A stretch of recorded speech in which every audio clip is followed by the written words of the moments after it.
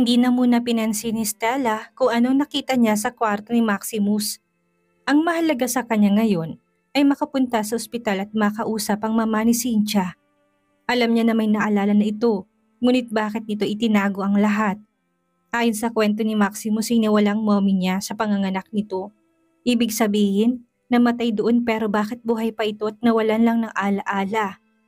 Kinuha niya merong foul party na nangyari.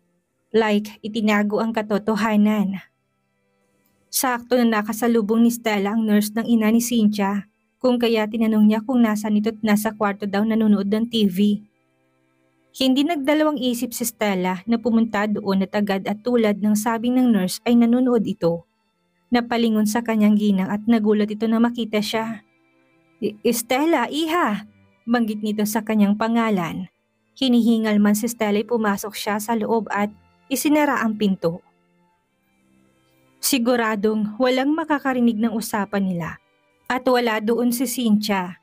Tsaka na lang niya sasabihin dito ang totoo pero ayaw niya sa kanyang manggaling ang lahat. Gusto niya sa ina mismo ni Cynthia manggaling, lalo na't mahal na mahal ito ng sekretary niya. Totoo ho ba? Tanong niya dito. Totoo ho ba na ikaw ang mommy ni Maximus? Dugtong na sabi ni Stella at kita niyang gulat sa mata ng matanda. Paanong? Mahinang sabi nito. Kagagaling ko lang ho sa bahay ni Maximus. Meron doong kwarto na kulay violet at nakita ko mga pictures niyo. Kaya naman pala kamukha niyo si Arabella kasi ikaw ang... Hindi na ituloy ni Stella ang sasabihin nang ma-realize niya ang bagay na yun. Ang dahilan kung bakit ito umiyak, wala na si Arabella. Kita niya muli na namang umiyak ang ginang kaya nataranta siya. Tita, kabang sabi niya at kagad na lumapit dito para aluhin to. I'm okay. Hindi ko lang matanggap na wala ng panganay ko. Alam mo ba kung paano nawala si Arabella, iha? Bakit ganun ang nangyari? Iyak na sabi nito. Oo, tama ka. Ako ngang ina ni Maximus. Nang makaalala ko't makilala kita, sinadya ko na huwag sabihin sa inyo ang totoo. Sobrang dami na nagbago simula nang mawala ako't alaala ko. Hindi ko alam kung nawala paano ako maibabalik ang lahat sa dati. Kaya nagpasya ako na pagalingin ang katawan ko. Teka, nawala ho? Ang sabi ni Maximus sa akin na namatay kayo ng mga anak sa kanya. Kaya nga po hindi ako makapaniwala. Natigilan ang ginang dahil sa sinabi ni Stella. Unti-unti niyang naintindihan ng lahat. Ibig sabihin, yun ang pinalabas ng asawa niya sa mga anak niya. Lalo na kay Maximus. Hindi na nga siya nito nakasama, hindi pa nito alam ang katotohanan. Sa bagay, walang kasiguraduhan kung makakaligtas pa ba siya. Hindi ganun ang nangyari, iha. Ganito kasi yan. Ang asawa ko isang mafia. Mafia? Gulat na sabi ni Stella na ikinagulat din ng ginang. Oo, bakit may problema ba daw, iha? Kasi po si Maximus pumasok sa mafia world para hanapin ang ate Arabella niya. Hindi niya kasi matanggap na wala na ito kaya umaasa siyang buhay pa ito. Pero kalaunan na natanggap niya rin. Dinalaw pa nga namin ang puntod nito. Hindi niya alam na mafia ang daddy niya. Napapikit ng mariin ang ginang dahil sa kanyang narinig. Ang daming hindi pagkakaintindihan, mahinang sabi nito at dumilat. Kung ganun, kamustang asawa ko at anak kong si Maximus? Natahimik sandali si Stella dahil doon at nakuha niya ang ibig sabihin nito. Maraming hindi pagkakaintindihan na naghantong sa malaking galit ni Maximus sa ama. Hindi po sila ayos, malaki ang galit ng anak niyo sa asawa niyo. O Arturo, anong pagpapalaking ginawa mo sa mga anak natin? Problemadong sabi ng ginang. Max, tawag na sabi ni Jo Marie at Lance kay Maximus nang dumating ito sa kanilang hideout. Ngunit hindi nag-iisa ang kanilang kaibigan kaya natigilan ang dalawa hanggang sa matauhan sila at sumigaw. Johanna!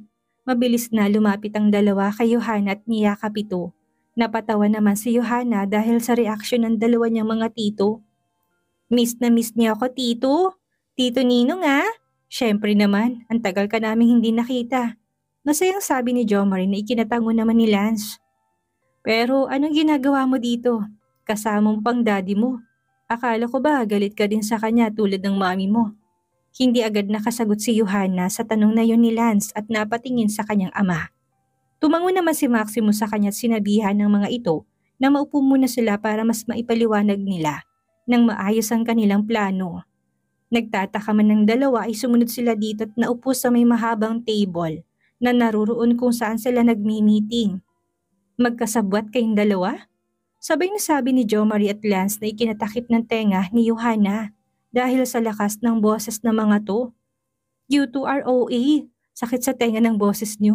Iritadong sabi ni Maximus at hinawakan ng tenga ng anak at tinanong kung ayos lang ba to. "Sorry, pero hindi nga totoo. Nagplano kayong dalawa na hindi namin alam?" Tanong ni Lance na ikinatango naman ni Maximus. Nang araw na pumunta ako sa bahay at umalis silang nag-iwan ako ng notes sa damit ni Johanna. Doon nagsimulang communication namin. Nagkatinginan ng dalawa at hindi maiwasang mamangha sa mag-ama. Tunay nga na mag-amang mga to. Kung titingnan mo lang silang dalawa hindi halata sa mga ito na isang makapangyarihang taong mga ito lalo na't tila ordinaryong mag-ama lang sila. Pero wag mo silang mamalitin dahil kaya nilang planuhin ang buhay mo nang walang ibang nakakaalam. Mukhang alam na nila kung kanino nagmana si Johanna. Sa bagay, nung una pa lang naman ay kita na ni Jo Marie ang pag-uugali ng kaibigan sa anak ni Stella. Hindi niya lang alam na anak pala talaga ito ni Sebastina. Kung nalaman niya ng mas maaga ay malamang sinabi na niya ito kaagad kay Maximus. Pero paano si Stella? Napalingon ng mag-ama kay Jo Marie na magtanong ito. Ayon sa dalaway walang alam si Stella sa nangyayari. Nakwento din ng mga ito na gumawa sila ng trap scene kay Lyda na magagamit din nila laban sa pamilya nito at para tuluyan ng maalis ang pinagkakasundo kay Maximus. Ngunit alam niya na sa ginawa ng mga ito ay lalong nagalit si Stella. Masyado ng maraming pinagdaanan si Stella, Max. Hindi niyo ba naisip ang bagay na yon? Ang mararamdaman ni Stella? Natahimik lalo ang mag-ama dahil sa idinugtong na yun ni Jo Marie lalo na't seryoso na to. Ang iniisip talaga ni Jo Marie ay ang mental health ng kaibigan. Naalala niya, madalas sabihin sa kanya ng nobya na mukha lang matatag si Stella sa panlabas na anyo. Pero ang totoo'y umiiyak ito mag-isa sa kwarto nito. Si Stella yung tipo ng tao na ayaw magpakita sa mga mahal niya sa buhay sa oras na nahihirapan siya. Dahil na rin lumaki si Stella sa mapagmahal na pamilya, ay hindi nito ginusto na makita siya ng mga ito na ganun ang kalagayan. Nagawa nga nitong itago sa magulang niya na buntis siya hanggang sa tuluyan itong mawala sa buhay niya. Walang naisagot ang mag-ama kay Jo Marie. Nagpa siya si Maximus na ihatid ng anak pa uwi. Pero dahil hindi pwedeng makita sila ni Stella, hinatid niya lang ito sa may gate ng subdivision nila. Nagpaalam sila sa isa't isa't nangako si Maximus na matapos ang araw na yon ay malalaman na ng buong mundo ang totoo at magkakasama na sila. Masaya si Johanna na nalaman yun ng kaya, matyaga siya naghihintay kinabukasan. Nagtataka si Johanna kung bakit buhay na buhay ang lahat ng ilaw sa kanilang bahay. Naalala niya na gabi na. Malamang mag-aalala ang ina sa kanya. Nasa tapat na siya ng pinto ng kusang bumukasyon. Nakita niyang ina na stress at tila hindi alam ang gagawin. Sanya, bilisan mo at kusang napahinto si Stella ng paglingon niya sa kanyang harapan. Ay nakita niyang anak. "Johanna!" Agad na sabi nito nang makita niyang anak. Niyakap siya ng mahigpit ni Stella na ikinagulat ni Johanna. "Saan ka ba nanggaling? Nag-alala kami sa iyo, Johanna." Natigilan si Johanna nang maramdaman niya ang pagyugyug ng balikat ng kanyang ina. Umiyak na to. "Mommy!" Tawag niya sa ina ngunit biglang dumating si Sanya. "Nandyan na si Johanna?" "Johanna!" Agad ding lumapit sa kanyang tita Sanya niya at niyakap siya nito ng mahigpit. Dalawa na ngayon ang may yakap sa kanya. "Saan ka ba nanggaling? Papatayin mo kami sa pag-aalala." Sermon na sabi ni Sanya sa kanya. Hindi makapaniwala si Johanna sa kanyang natagpuan. Umiyak ang dalawang babae dahil sa sobrang pag-aalala nito kay Johanna. Doon lang na-realize ni Johanna na ganun siya kamahal ng mga tao na kapaligid sa kanya. Nung unang mga tito niya tapos ngayon, ang mommy at tita niya. Bumalik tuloy sa kanyang panahon na nawawala siya. Kung ngayon na umuwi siya, iyon ang inabutan niya. What more pa kayang kung nawala siya ng ilang araw? Masyado ng maraming pinagdaanan si Stella, Max. Hindi niya ba naisip ang bagay na yon? Ang mararamdaman ni Stella? Bumalik sa isip niyang sinabi ng kanyang tito Ninong tungkol sa kanyang ina. Mas tinamaan siya ng konsensya dahil doon. Kaya nagpasa siyang sabihin na dito ang totoo. Ang kaso, sinimulan niyang sabihin sa ina na umalis siya ng school para puntahan ng ama. Doon biglang nagalit si Stella at tumayo mula sa kinaupuan nila sa sala. That's it, Johanna. Aalis tayo ngayon mismo ng bansa at babalik sa Canada.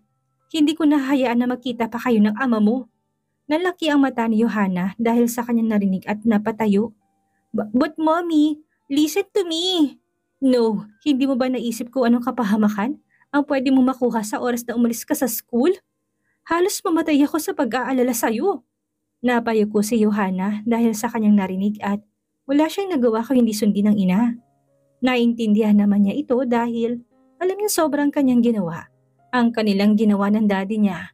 Lalo na't nakita nito na mayroong ginagawang kakaibang bagay ang daddy niya. Habang inaasikaso ni Stella ang tiket nila pa Canada, ay mabilis na umakyat si Johanna sa kanilang kwarto upang tawagan ng kanyang daddy. Daddy, please pick up the phone. Nagmamadaling sabi ni Johanna dahil nagre-ring ng tawag niya dito. Matapos ang ilang sandali sinagot na ng daddy niyang tawag. Daddy! Kusang naputol ang sasabihin ni Johanna na mayroong umagaw na cellphone niya at paglingon niya ay kita niyang ina na seryoso nakatingin sa kanya at pinatay ang tawag. No contact for you, young lady. Walang buhay na sabi ni Stella at umalis doon dala ang cellphone ni Johanna. Napabagsak naman ang balikat ng bata dahil doon. Ang totoo ay naiiyak na siya. Ayaw siyang pakinggan ng ina't duda siya kung makikinig ito sa kanya sa oras na sabihin niya ang totoo. Aalis tayo bukas ng 6:00 ng umaga, kaya matulog ka na, Johanna. Yun ang huling sinabi ni Stella bago ito tuluyang lumabas ng kwarto nilang mag-ina. Kaaalis lang ni Cynthia sa kwarto ng kanyang ina nang tunay nitong pangalan ay Aramina. Sa kanya kinuha ang pangalang Arabella ng kanilang panganay na anak ni Arturo Goldman. Ilang taon na rin silang kasal ng kanyang asawa at sa kanya lang nalaman ang katotohanan na isa itong mafia. Noong unay hindi niya matanggap ang katotohanan na yon. Pero kalaunan inatanggap niya rin lalo na't ipinagbubuntis niya ng panahon na yon ng kanyang bunsong anak na si Maximus. Ngunit sa hindi inaasahang pagkakataon ay mayroong sumugod sa kanilang bahay. Kapapanganak pa lang niya noon at kadarating pa lang ng kanyang doktora dahil sa bahay na siya inabutan ng panganganak. Kapuputol pa lang ng cord ni Maximus nang biglang may sumugod sa kanila dahil ayaw mapahamak ni Aramina. Ang anak ay tinago niya ito sa ligtas na lugar. Kaya ang ending siya ang kinuha ng mga ito. Nagawa naman niyang makatakas ngunit nabagok ang kanyang ulo kaya nawalan siya ng alaala. Meron tumulong sa kanya kaso dahil nga hinahanap siya ng kalaban ng asawa na wala din ito kaagad. Mabutit nakatakas siyang muli kahit wala siyang maintindihan sa mga nangyayari. Sa tulong ng pera na nakuha niya mula sa kumupkup sa kanya ay nakapagsimula siya at nakahanap ng trabaho. Doon niya nakita si Cynthia at kinukup niya ito dahil sobrang lapit ng loob niya sa mga bata. Ilang taon siyang namuhay na walang maalala tungkol sa kanyang nakaraan hanggang sa magkasakit siya. Ngayon na maayos na siya at kaya na niya ang sarili niya ay gusto niyang makita ang anak. Si Maximus ang gusto niyang unang makausap dahil nag-aalala siya na baka tuluyang umalis si Stella ng bansa at hindi na muling ipakita ang apo sa anak. Naniniwala pa rin siya na may dahilan ng anak kung bakit niya ito nagagawa. Knowing his father, alam niya nagmana ito sa kanyang ama. Itatago ang katotohanan at pakakainin ka ng kasinungalingan. Kahit pa na magalit ka sa kanya, para lang mailigtas ka. Kitang-kita pa naman niyang sakit sa mata ni Stella nang pumunta ito sa kanya lalo na't ang huling tagpong nakita nito sa anak niya ay talagang hindi maganda. Puwersahan niyang inalis ang mga nakaturok sa kanya at hindi pinansin ang sakit noon. Nang maalis yun ay nagbihis siya gamit ang damit ng anak na naruroon. Pagkatapos ay tinignan niya muna ang hallway kung meron bang ibang tao na masigurong wala ay agad siyang lumabas doon. Kaya na niyang kanyang sarili at alam niyang makakarating siya ng ligtas at ayos sa kumpanya nila. Patago-tago siya dahil baka makita siya ng kanyang mga nurses. Siguradong hindi siya palalabasin ng ospital kaya kailangan niyang tumakas. Matapos ang ilang minuto'y nakasakay siya sa elevator at kahit kinakabahan, sa kanyang ginagawa sanay na rin siya kahit papaano. Ngayon na bumalik ng kanyang mga alaala ay nagawa na niya lahat para lang makatakas sa mga kumuha sa kanya. Yun ang dahilan kung bakit matatag na siya ngayon at walang kinatatakutan na kahit na ano. Naging dahilan din yon para makatakas siya ng maayos sa ospital. Sumakay kagad siya sa taxi at nagpahatid sa Goldman Company. Mabuti na lang at meron din siyang nakuhang pera sa gamit ng anak dahil na rin doon ito palagit halos bahay na nitong kwarto niya sa ospital. Kaya naroon lahat ng gamit ng anak. Mabutit maaga pa kaya mabilis silang nakarating sa kumpanya at hindi inabutan ng mahabang traffic. Nang makababa siya doon ay pumasok siya kagad sa opisina dahil marami pa rin ang napasok na kumpanya ng mga employees ay nakisabay siya sa mga ito. Hindi man lang siya napansin ng mga guard na laking pasasalamat niya. Natigilan siya nang makitang kabuuan ng kumpanya. 2 dekada niya ring hindi nakita yun kung kaya hindi niya maiwasang maiyak dahil sobrang laki na ng pinagbago nito mula sa huling pagkakakita niya. Talagang naging success ang negosyo ng kanyang asawa at ngayon nga ay ang anak nang humahandle nito na lalo niyang kinaemosyonal. Pero wala na siyang oras para doon. Kailangan niya makausap ang anak sa lalong madaling panahon. Lumapit siya sa front desk na naroon upang tanungin ang tungkol sa kanyang anak. Hello, good morning. Ngiting bati niya dito na ikinangiti naman pabalik ng bata pang babaeng na tanong niya. Good morning po ma'am, how can I help you? Sagot sa kanya nito. Can I talk to the owner of this company? May appointment po ba kayo? Ngiting sagot nito sa kanya. Naku, wala pero sabihin mo na lang pangalan ko. Sigurado kung kilala niya ako. I'm afraid na makakausap niyo siya ma'am, pero itatawag ko pa rin sa itaas. Ano po bang name ninyo? Tanong ng babae habang dinadial ang number ng sekretary ng kanilang amo na nasa pinakang itaas. My name is Aramina Goldman. Ngiting sabi ni Aramina na ikinagulat ng babae at kusang napatingin pabalik sa kanya. Goldman? Gulat na sabi ng babae ikinatango ni Ara. Dahil naman doon ay napatingin sa kanilang iba pa nitong kasama sa front desk. Dahil na rin wala pang gaanong bisita at kabubukas lang nila. Ngunit ang isa sa matanda na nilang kasama sa front desk na nagsisilbi nilang pinakang senior ay nalaki ang mata nang makita siya. Ilang taon man ang lumipas ay hindi niya makakalimutan ang mukha ng asawa ng una niyang amo dahil na rin sa sobrang bait nito sa lahat ng employees nila.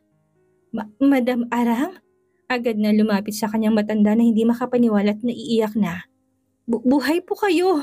Sa sobrang tuwa ng matandang babae niyakap niya si Aramina na napangiti na lang din dahil doon at niyakap nito pabalik. Aramina, hindi ba yun ang pangalan ng asawa ng ama ni Mr. Goldman? Yun ang pagkakaalala ko. Akala ko ba wala na siya? Nagtataka rin ako. Bulungan ng mga nasa front desk na hindi makapaniwala. Nang mga oras na yun ay paalis na sila Maximus at Lance dahil ilalabas na nila sa publiko ang baho ng pamilyang pinagkasundo sa kanya ng ama. Sakto naman na nag-ring ang cellphone ni Lance kung kaya nag-excuse muna siya kay Maximus upang sagutin yon. Nasa may lobby na sila ng oras na yun at napansin ni Maximus ang komosyon na nangyayari sa front desk kaya napakunot ang noo niya. Ayaw pa naman niya na nagdadaldala ng mga ito. Sa oras ng trabaho kaya naglakad siya palapit sa mga to. Samantalang si Lance naman ay kanina pa tawag ng tawag sa sinagot niyang call, ngunit walang sumasagot sa kanya. Ibinaba na lang niya ang tawag habang napapailing. Ang weird nang tumawag sa kanya tinignan niya sa screen ay sa front desk yon, kaya napatingin siya sa gawin ng front desk. Sakto naman napapunta na doon si Maximus kaya dali-dali siyang sumunod dito. Patay, baka gulo to, sabi nito sa isip niya, lalo na tila may commotion sa front desk. What is happening here? Natigilan ang mga nasa front desk na magsalitang walang buhay na boses na yun na nakakapanayo ng balahibo. Agad na napatayo ng diretso ang tauhan ng Maximus at sabay-sabay na nagbaw, maging ang babaeng yumakap kay Aramina ay nagbaw sa kanya. Good morning po Mr. Goldman. Sabay-sabay na sabi nila habang nakayuko pa rin dahilan para maiwan na nakatayo lamang si Ara at magtagpong mata nila ni Maximus. Natigilan si Maximus nang makita si Aramina. Sa larawan niya lamang nakitang ganong itsura. Tumandaman ito hindi pa rin nawawalang kagandahan nito. Katulad ng mga nasa larawan sa kwarto nitong ginawa niya para sa ina sa kanyang bahay. Ayon sa kanyang ate Arabella ay violet ang paborito ng ina, kaya violet ang pinagawa niya sa kwarto nito. Mommy? Hindi makapaniwalang sabi ni Maximus. Napakunot ang noon ni Lance nang makitang tinitignan ni Maximus. Tila familiar sa kanyang mukha nito, ngunit hindi niya lang ito mamukhaan. Pero matapos itong banggitin ng salitang mommy, ay kusang lalaki ang mga mata niya at doon niya naalala kung sinong familiar na mukhang yun. Tita? Gulat din na sabi ni Lance, ngunit hindi napuputol ang titigan ni Maximus at Aramina. Hindi na napigilan ni Aramina ang pagtulo ng luha niya dahil ang sanggol na kalalabas lang sa sinapupunan niya. Ngayon ay malaki na at kamukha ng kanyang asawa. Nanginginig ang kamay niya at hindi alam ang sasabihin. Habang nasa taxi siya kanina nakaplano ng gagawin niya.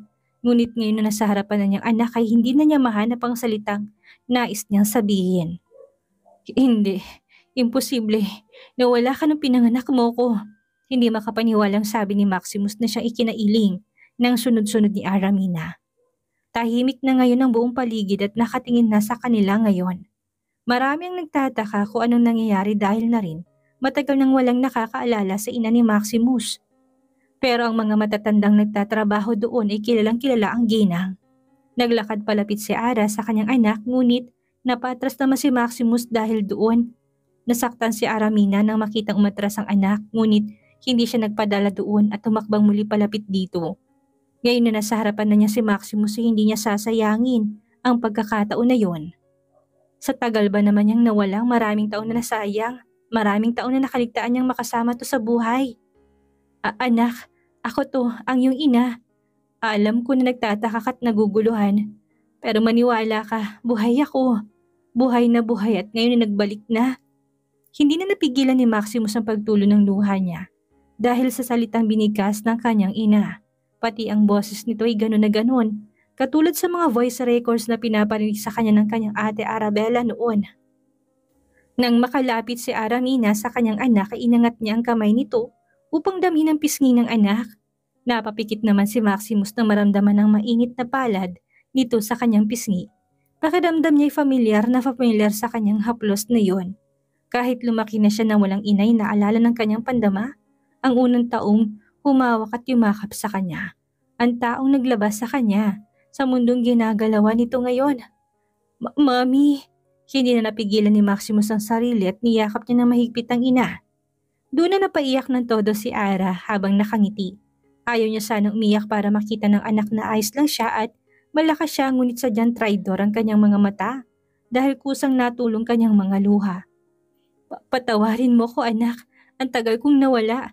Nito lang bumalik ang alaala ko. Hindi talaga ako namatay nung ipinanganak kita. Patawarin mo ko anak ko. Ang laki-laki mo na, sanggol ka lang nung iniwan kita sa ligtas na lugar. Mas lalong napaiyak si Maximus dahil sa kanyang mga narinig. Buong buhay niya ay naniwala siyang namatay ang ina niya nang dahil sa panganganak sa kanya. Buong buhay niya rin ay sinisisi niya ang kanyang sarili kung bakit wala ng kanilang ina. Maging ang kanyang ama ay siyang sinisisi. Ngunit ngayon, ano nangyayari? Buhay ito, buhay na buhay. Agad na napahid ni Lance ang luhang tumutulo sa kanyang pisngi at doon niya lang napansin ng mga employees na nanonood sa kanila. Marami nang nanonood at katulad nila'y umiiyak na rin. Max, sa tingin ko kailangan natin pumunta sa mas private na lugar. Singit na sabi ni Lance sa kanila dahilan para doon lang mapansin ni Maximus ang maraming taong nakatingin sa kanila. Tumango naman siya dito at inalalayan ng ina't nagpunta sila sa opisina nito sa itaas. Ipinaisikaso na rin niya kay Lance na walang maaring makalabas na balita sa kumpanya. Sa oras na mayroong malik out na information sa nangyari kanina ay tatanggalan ng trabaho. Salamat anak, ngiting sabi ni Aramina matapos siyang painumin ni Maximus ng tubig. Magkatabi silang dalawa ngayong mag-ina sa mahabang sofang naruroon dahil ayaw niyang malayo dito. Hawak-hawak niya rin ang kamay ng ina na tila natatakot siya na mawala ito bigla sa kanyang paningin. Nag-aalala nga siya na baka panaginip ang lahat ng yon at bigla na lang siyang magising na wala na ito. Anak, huwag kang mag-alala. Totoo ako. Ako talaga ito. Medyo natatawang sabi ni Aramina dahil pansin niyang takot sa mata ni Maximus na siya ay mawala. Hinaplos niyang pisngi ng anak na ikinapikit muli ni Maximus. This time, hinawakan na niyang kamay ng ina na nasa pisngi niya. Paano, Mommy? Paanong buhay ka gayong ang sabi sa amin ni Daddy na matay ka? Napabuntong hininga si Ara dahil sa sinabi niyo ng anak. Nang malaman nga niyang katotohanan yun mula kay Stella, nalungkot siya. Siguradong ibang sakit ang dala nun sa mga anak niya. Ang mawala ng ina isang malaking dagok sa buhay ng isang tao. Sa tingin ko, sinabi ng daddy niya sa inyo para hindi kayo madamay sa gulo. Gulo? Kunot noon na tanong ni Maximus na ikinatango ng ina. Kadarating lang din ni Lance mula sa labas dahil pinaalalahanan niya lahat ng employees nila. Huwag ka mabibigla ha. Katulad mo isa ring mafia ang daddy mo. Ang kalaban niya sa pagiging mafia ang siyang kumuha sa akin. Nakatakas ako. Yun nga lang nabagok ang ulo ko kaya nawalan ako ng alaala at nito lang bumalik yun. Parehong nabigla si Lance at Maximus dahil sa kanilang nalaman. Si Daddy? Mafia? Tumango naman si Aramina sa tanong na yun ng anak. Alam ko na isa ka na ring mafia ngayon anak. Kaya sana maintindihan mong rason ng daddy mo. Lalo na ngayon na alam kong ganun din ang ginawa mo kay Stella at Johanna. Kung nagulat si Maximus sa nalaman itong isang mafia ang daddy niya, mas lalo naman siyang nagulat na kilala ng inang mahal niyang si Stella at anak niyang si Johanna. Kilala niyo din sila? Oo naman, si Stella pa nga nagsabi sa akin ng lahat tungkol sa'yo. Kusang napahinto si Aramina sa kanyang sinasabi dahil naalala niya si Stella. Oh no, yun ang dahilan kung bakit ako pumunta dito. Paalis na ng bansa si Stella at Johanna. Gulat na sabi ni Aramina na kainaw po ng maayos ni Maximus at naalarma naman si Lance. Kailangan natin silang puntahan sa airport ngayon. Biglang tumayo kasi si Aramina na sabihin yun pero bigla na lang siyang nanghinat na karamdam ng hilo. Mommy, alalang sabi ni Maximus at inalalayan ng inang maupo pabalik sa sofa. Doon ay napansin niya na tuyong dugo mula sa pulsuhan nito. Bakit may dugo ka dito, Mommy? Tanong ni Maximus at tinawi niyang long sleeve na suot nito at nagulat silang magkaibigan na marami pang marka ng turok ng karayom sa braso ng ina. Na-ospital kasi ako anak, nagkaroon ako ng tumor sa utak ko. Pero magaling na ako ngayon. Mamaya na natin pag-usapan yun ng mahalaga. Mahabol natin sila Stella at Johanna. Nag-aalala man si Maximus ay tumango siya sa kanyang ina at tumayo. Lance, tawagan mo si Jo Marie. Siya na lang ang magpakalat sa social media ng files and videos. While us, ihatid natin si Mommy sa ospital and then may iwan ka at susundin ko pamilya ko. Seryosong sabi nito. Noted Max. Tangong sabi ni Lance at kagad nang tinawagan ang kaibigan nila. Ano ang gagawin ni Maximus ngayong paalis na ng bansa si Stella kasamang anak nila? Ano ang mangyayari ngayong lumabas ng ina ni Maximus? Nasaan na kayang kapatid ni Maximus na si Arabella? Buhay pa kaya to? Yan ang ating aalamin sa susunod nating kabanata.